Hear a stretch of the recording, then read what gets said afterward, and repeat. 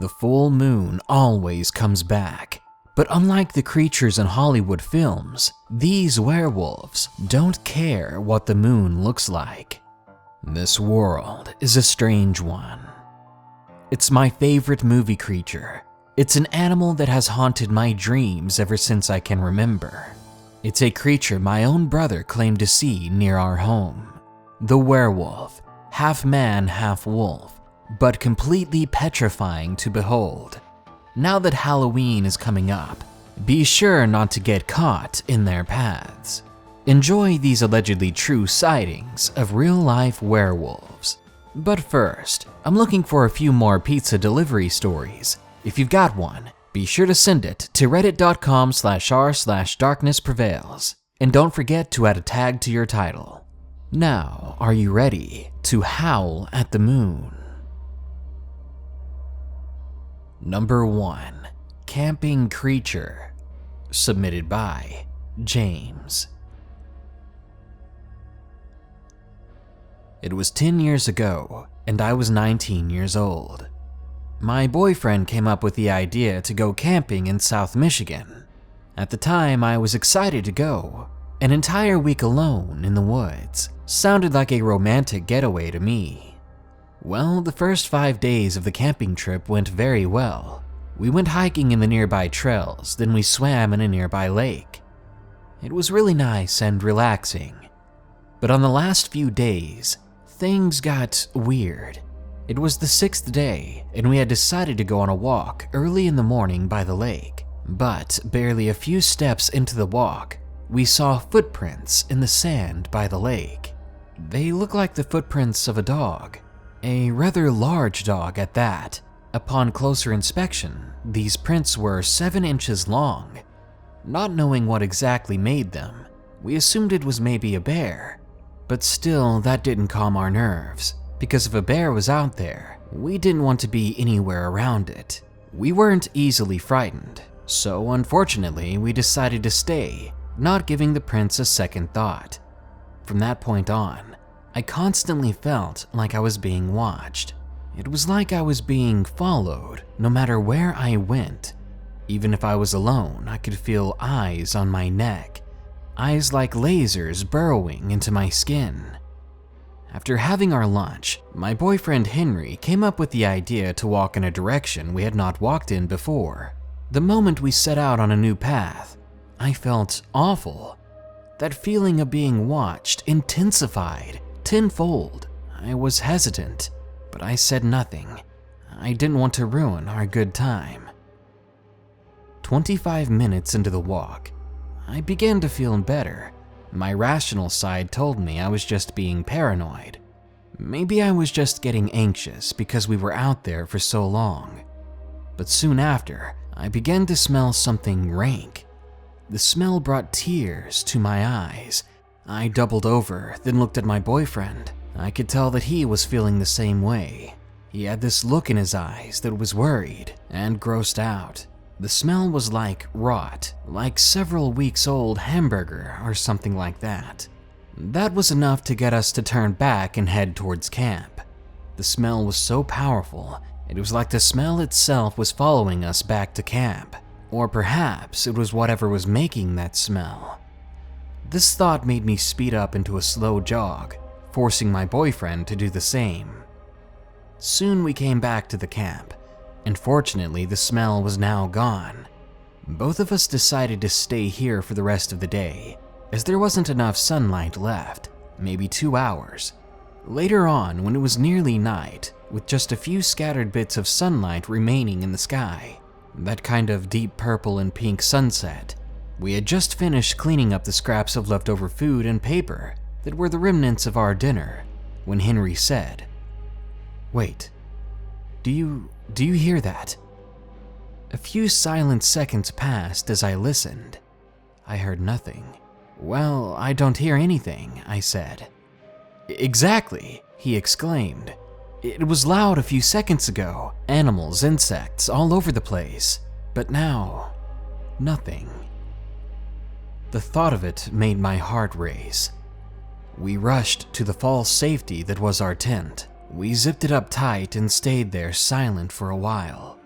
Eventually, as nothing else happened, we felt calm. We talked for a while and eventually fell asleep. Not too long later, I woke up in the middle of the night, immersed in that strange feeling again, and then I smelled it, the smell from our walk. It was somewhat faint, but there was no mistaking it. I slowly nudged Henry to wake him up, but he was already awake as well. He said he'd been up for the last 10 minutes. He told me he couldn't move because he was so scared. Slowly, the full moon slipped out of the clouds in the sky, and light lit up the dark outside of our tent, and both of us saw it. A tall, hairy, dog-like shadow. This was enough to leave us petrified, but what was worse was this shadow appeared to be on its rear legs that looked like dog legs. We watched the shadow move and crawl closer to our tent, sniffing the air over and over. The closer the thing got, the stronger and worse the smell became.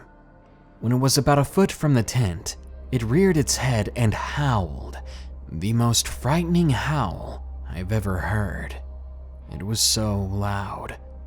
Deep down, I knew when I heard it. This wasn't a dog, it wasn't a bear. This was something we had to be far more afraid of.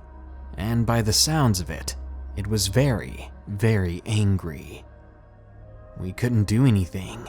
We had nothing to protect ourselves with, nothing to fight back against this thing, or so I thought. All we really could do was wait, and wait we did.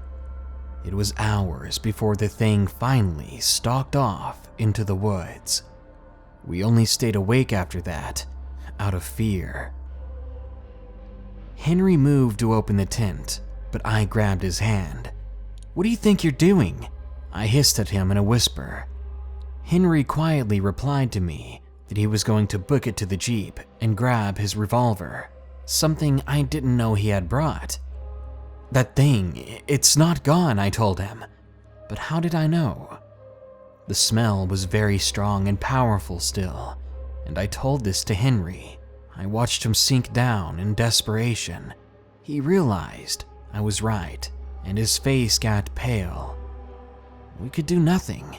We would have to wait there until daybreak, or until the smell went away, whatever came first. We waited there for years, it felt like, but in reality, it must have been another hour, and that's how long it took the smell to finally dissipate. As soon as it was gone, we bolted to the Jeep, not bothering to get our things. I jumped into the driver's seat and rammed the keys into the ignition, and I started the vehicle. As I did, Henry grabbed his revolver. Let me tell you something about this particular Jeep. It was one of those Jeeps with no doors, nothing at all on the sides, nothing between us and that creature. So you can understand that the moment the engine roared to life, we took off into the wide trail at a reckless speed. Not a second after we got moving, I saw it. That dog-like animal, the creature with reddish-brown fur that walked on its hind legs, was now running at an ungodly speed towards us. When I saw this, I floored it, and I pushed the Jeep even harder down the old winding trail. Soon I hit 40 miles an hour, but that thing was keeping up easily. We were now hitting 50 miles an hour, and it was still there. The animal was actually gaining on us. It was on the passenger side of the Jeep, and the next thing I know, I hear a deafening sound right next to me. Right after that sound came the noise of the animal whining, and then it let out a long, loud, and drawn-out howl. And despite the creature slowing down, I kept going until the Jeep finally hit a paved road. Thank God for Henry's revolver. We were still fairly far away from civilization, but I finally had the confidence to slow down. We were going about 25 now, and my heart rate was declining. We continued to drive for 5 more minutes, and soon we were both discussing what had just happened. We thought it was over. We thought it was time to reflect on the event. But only a few yards behind us, we heard the howl come again. I looked in the rearview mirror, and that same thing was following us. I took a second glance though, because something was different. It wasn't the same creature, but another one like it. This one's color wasn't brownish or red, it was gray. Knowing there were multiple ones, my heart nearly stopped. There had been multiple this whole time. I floored the Jeep once again. I didn't let up at all, even when we hit 80 miles per hour, which was probably the Jeep's limit, and I saw the creature in the rear view finally fading away. Even still, for a long time, I kept up that speed because now I was convinced that another was still following, and behind that, another one. After what felt like an hour, Henry spoke up, telling me to stop the Jeep completely. We stopped there, idling in the middle of the road, before Henry held me and made me take a break. I'll be honest with you, when we stopped, I cried. This experience was traumatizing, to say the least.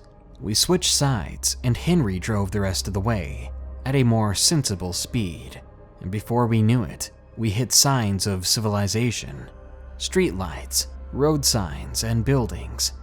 At the sight of this, we finally could relax. But we were exhausted, both physically and mentally. The adrenaline faded, and we checked into a hotel to crash.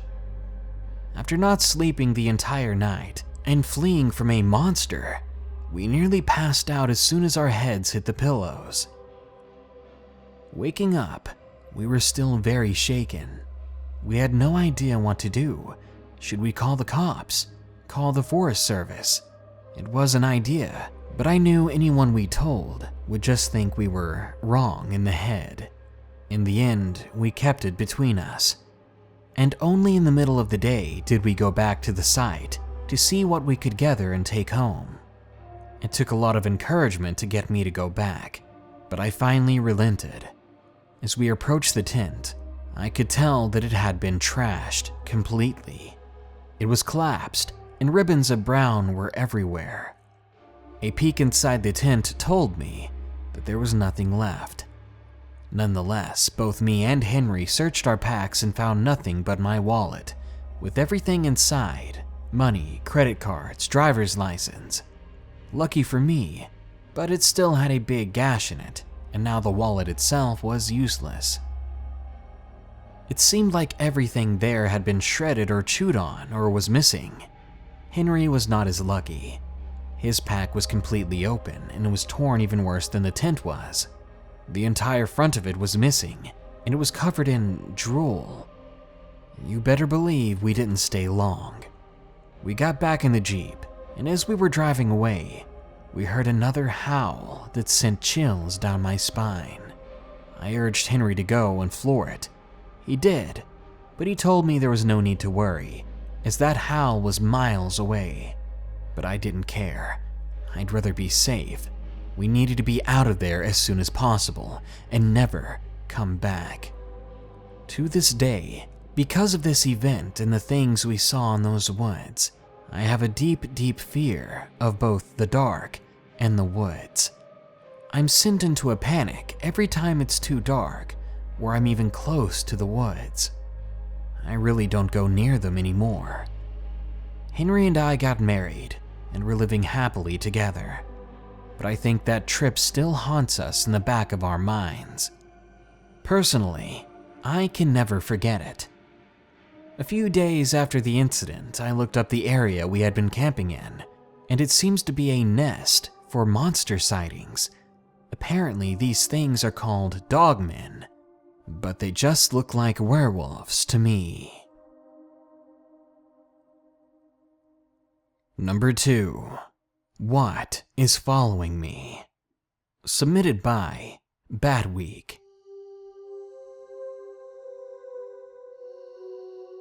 Back in February of 2017, something was taking farmers' cattle. Not too long after, something began to bug everyone at night in town. My mom called it the Rougarou. The weird thing was, everything would calm down by sunrise, only for it to act up again by the time the moon was high in the sky. Summer of 2017 rolls in, and I'm enjoying my time away from school until June 17th. My mom and I were hanging out on the front deck when we heard something. We heard some creature or person burrowing through the bushes on our land. Whatever it was, it sounded big, and it sounded like it was out of breath. Soon it was close to the garage, and by then we were both up and inside the house. We were definitely spooked. Around 1 in the morning, it woke us up. Whatever it was growling just beyond the walls of the house. I was too frightened to even move, so I texted my mom. It took her a while to respond, but when she finally did, she told me, "I'm getting tired of this. I'm going outside." I feared for her life, so I jumped out of bed and made my way to her. She wasn't joking. I found her outside with my dad's Remington. I watched her walk out of the house, and I followed suit right behind her. I was very afraid, but I didn't want her to go out alone. Besides, she hadn't brought a flashlight, so I decided to hold one for her. And that's when we both caught a glimpse of the Rougarou. By all means, this animal was like your typical Hollywood werewolf.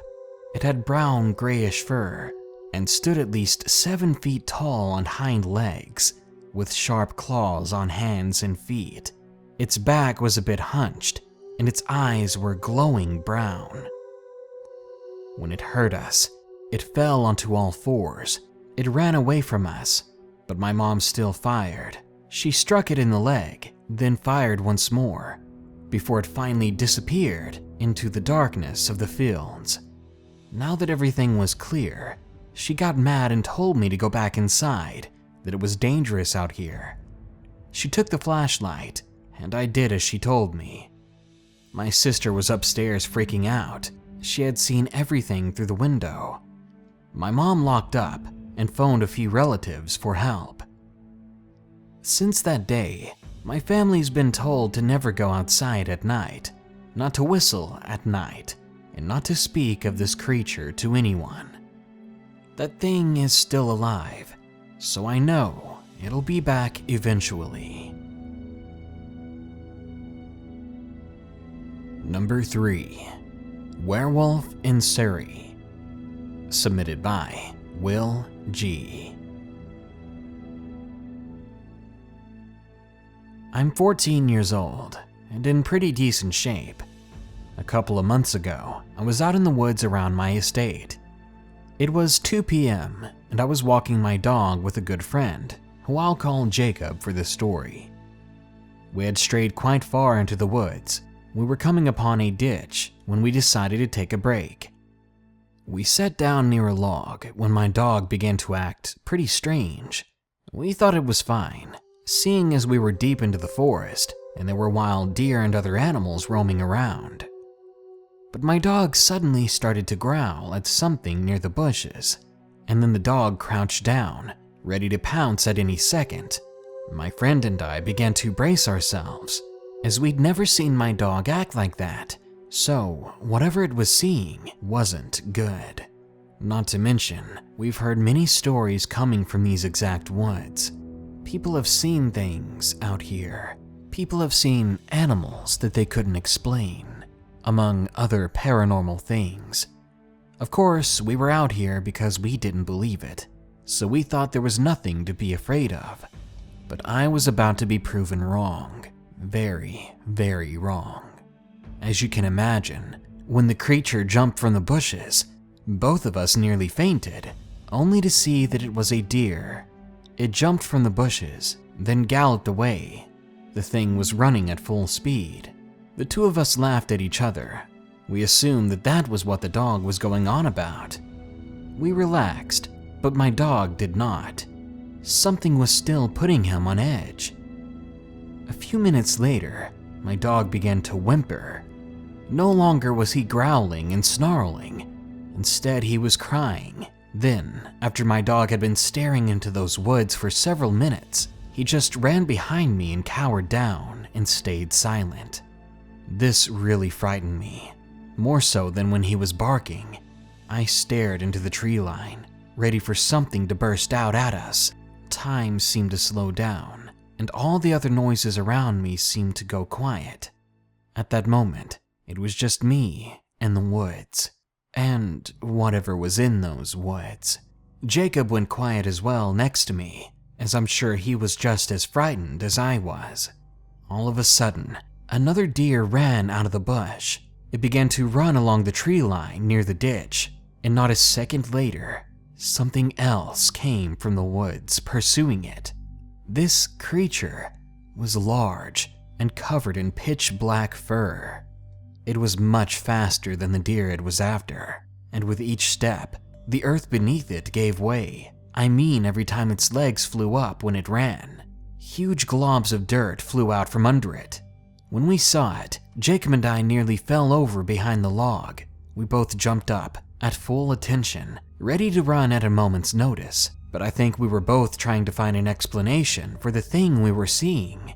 Was it some wolf dog that the owner had let loose that was chasing wildlife?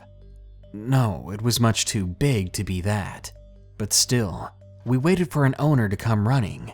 We fully expected to at least hear its owner in the woods looking for it and calling for it, but we heard nothing. I know it's a terrible idea, but we decided to run after the thing. Again, we heard stories of strange things in these woods, and being teenagers, we were not about to let something like that pass us up. We needed a better glimpse. It was like nothing we'd ever seen before. We followed the tracks, or should I say missing patches of dirt.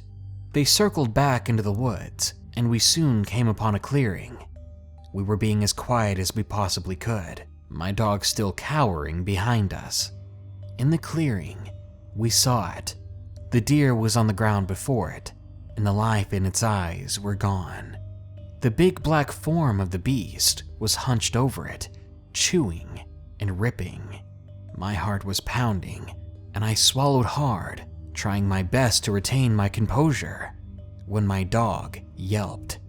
As soon as it did, the creature before us stood up and turned around. It stared at us with yellow glowing eyes. We thought it was over. We thought that this was the end, but instead of jumping at us, the creature turned forward and ran into the woods, disappearing from our sights. I let out the biggest sigh of relief. We were lucky, and we needed to get out of there fast. Luckily, we made it out of the woods without any further incidents. But it doesn't stop there. A couple of weeks later, I'm staying at a friend's house. He lives about 2 minutes away from those very woods. It was about 3 in the morning when we were suddenly interrupted by a sound. It sounded like rustling coming from outside his window. We decided it'd be a good idea to check through the window. We thought we'd see a fox or some other nighttime animal, when we suddenly heard an ear-piercing howl. It echoed throughout the neighborhood. We looked in the direction of the noise, only to see the same pair of yellow eyes that I'd seen before. We stared at it for a while, until it turned away and sprinted back into the woods. Later that morning, we went out to check that area for footprints, and we managed to find something even more eerie. 4 deep claw marks on the lamppost. Number 4. The Black Creature. Submitted by Anonymous. This all happened a few years ago. I must have been about 10 or 12 years old. My family and I were taking our annual holiday trip to the English coast, a 3-hour drive from our hometown. Most of that journey takes place on a long stretch of motorway where you aren't really allowed to stop unless you break down, or if you manage to reach one of the service stations. The stretch of road would be surrounded by anything from factories to wide open fields. It was on one of these fields, about halfway through our trip, when our family saw something strange. It was a large black creature, walking on all fours. At first glance, we thought it was a dog, as anyone would, as the field would be ideal for dog walkers. But as we kept looking, it didn't look like a dog at all. While it had the basic body of a greyhound, it was much larger and much bulkier, and its tail resembled more of a black cat or panther. Even though it was running diagonally away from the road, we didn't see its face. Whatever it was, it appeared to be stalking something, the way I've seen predators do in those documentaries. Bear in mind that it was broad daylight and we were in the lane closest to the field. Not to mention that my family, me and my mom in particular, are big fans of dogs and we're very good at identifying different breeds. But this thing, it had us stumped. We didn't get a very long look, however, as we had to keep moving. But in the end, we simply concluded it must have been some sort of big mixed breed of dog. We never saw a person out there, so there was definitely no owner nearby. After seeing it for a brief moment on the road, my family never thought much of it after that. And being the skeptic I was more than satisfied with the conclusion of it being a weird dog. A few years later, about 2 years ago as I'm writing this, I came across a documentary about some kind of werewolf stalking the countryside of England. A lot of other people had encounters with an unknown wolf-like creature. Keep in mind, there are no longer wild wolves in England.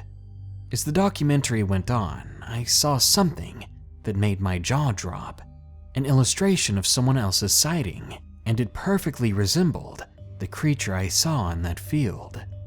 These people, they have seen the exact same thing that I had, and they too were confused as well as afraid. While the documentary didn't conclude what the creature exactly was, of course there were several theories. But whatever it may be, it hasn't been seen again for a few years. So maybe it's passed away, or maybe it moved to another part of the country. My family and I still take the same holiday once a year, on exactly the same route. None of us have seen the creature since, but I still think about the encounter we had every time we go on the trip, and I can't help but wonder, what was it, and where might it be now? And number 5, I saw a werewolf. Submitted by Island Breeze 1. I am currently 21 years old, but I was just a little girl when this happened. I was 9, living in Washington State. Unfortunately, I was homeless, living with my dad in the woods. But as long as I was with him, I didn't care if I had a home or not. Honestly, I loved living in the woods with my dad. And to me, we weren't poor. From what I saw, my dad couldn't afford an apartment with the money he was making, but there was some money here and there. One day, I decided to go on a little hike. I never went too far when I went on walks, because otherwise my dad would get mad. I began walking. I wanted to go somewhere I never really explored by myself before, but that was a bad idea. I was taking in the scenery, enjoying the sights and sounds, when all of a sudden, everything around me went completely quiet, and the hairs on my body stood up. And the next thing I know, the bushes next to me made a noise as if someone was passing through them. I thought maybe it was just a squirrel or rabbit, but I took one step and I heard a low, raspy growl. I stopped in my tracks. All my hair was standing up on my body. Being raised in those woods, I've never heard a sound like that before. That growl, it frightened me pretty bad. I tried to stay still, tried to not make any noise, but I didn't want to stick around to see what was making that growling. So slowly, I began to back up. But of course, I stepped on a twig. I should have been paying attention, but I was too focused on the creature in the bushes. As I was backing up, the thing started to move through those bushes. I soon saw yellow eyes looking right at me, and at that moment, I had never been more afraid. Just as I was thinking about turning around and running, the creature jumped out of the bushes. I was maybe 10 yards away from it. The thing looked like it had a body of a weightlifter. It was huge, and it was covered in black and brown fur. It had pointy ears and long yellowish teeth. Its tail was bushy, and it smelled like rot. Its head was hovering right above the ground, and it was snarling at me. And I swear, it almost looked like it was smiling. I thought my life was over right then and there, and I began to cry uncontrollably. I was so petrified, I couldn't walk or talk or even breathe. It felt like an eternity the two of us were staring at each other. Then the dog-like creature lifted its head from the ground, and it began to stand up on only 2 legs. As it did, I heard the joints in its body snap, as if it hadn't ever tried standing before.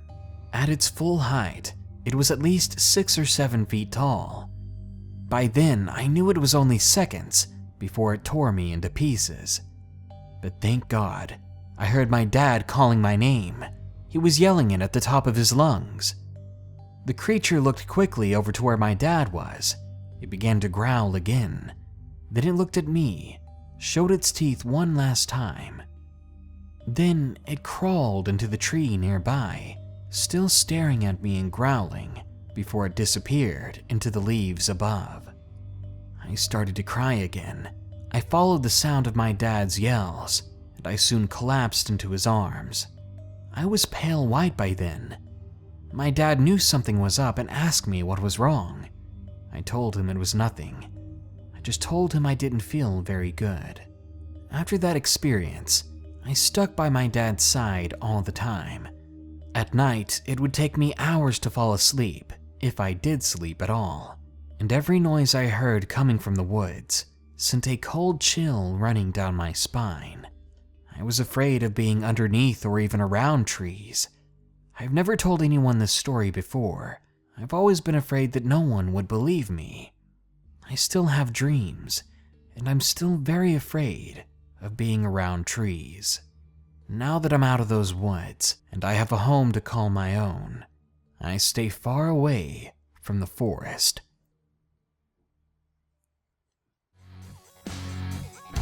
Dogs are man's best friend.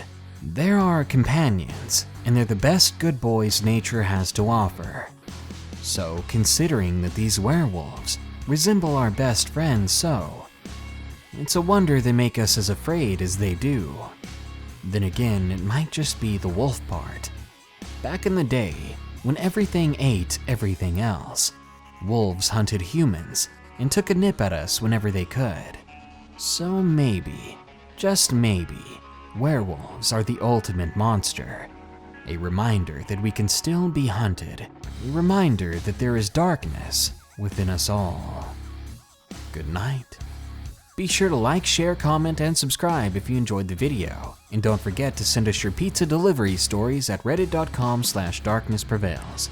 Also, a huge thanks goes out to my newest patron. They are Jay Hall.